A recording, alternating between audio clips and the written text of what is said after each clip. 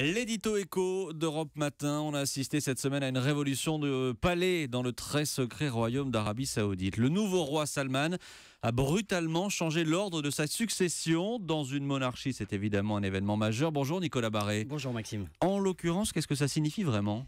D'abord, je crois que c'est un pas vers la modernité. Vous savez, pour la première fois depuis la fondation du royaume, la succession ne se fera pas d'un frère à un autre frère ou demi-frère, c'est-à-dire dans la même génération, mais se fera d'un père à un fils.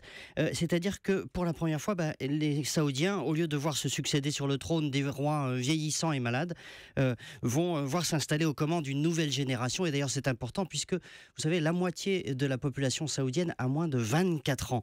Alors, ça va se faire progressivement. Mais en tout cas, ce qui est important, c'est ce changement de génération qui est à l'œuvre à la tête du royaume saoudien. Le fils est le ministre de la Défense. Oui, exactement. Alors, il conduit en ce moment la guerre au Yémen, laquelle vaut au roi une grande popularité. Et d'ailleurs, si ces changements ont lieu en ce moment, c'est parce que le roi a décidé de capitaliser sur cette popularité. Parce que par ailleurs, il faut bien le dire, le régime est confronté à des difficultés importantes. La croissance ralentit, elle est d'à peine 3%, ce qui est faible pour un pays qui a une population aussi dynamique. Et puis surtout, la baisse des prix du pétrole mine le budget.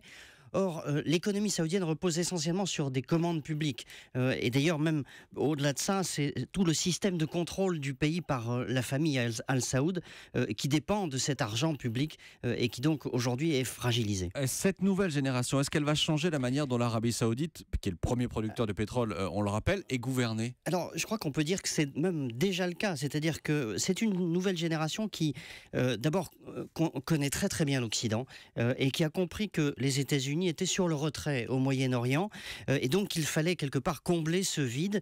Le nouveau ministre des Affaires étrangères d'ailleurs est l'actuel ambassadeur à Washington, il connaît parfaitement l'administration américaine.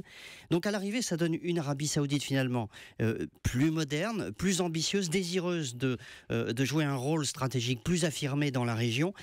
Et dès lors, on peut imaginer deux scénarios possibles aux conséquences diamétralement opposées. C'est-à-dire que d'un côté, vous pouvez avoir soit un rééquilibrage des relations avec l'Iran, le rival historique, ce qui changerait complètement la donne dans la région, mais ce serait évidemment très positif, soit au contraire, un emballement des tensions avec des conséquences en chaîne sur le pétrole et l'économie mondiale. Et donc, vous voyez, ce choix majeur pour les années qui viennent est entre les mains de cette nouvelle génération qui arrive au pouvoir. Mais l'Arabie Saoudite est en tout cas bien décidée à jouer un plus grand rôle dans la région. Merci Nicolas Barré, directeur de la rédaction des Échos. C'était l'édito Écho d'Europe 1, comme tous les matins à 8h10. Merci Nicolas.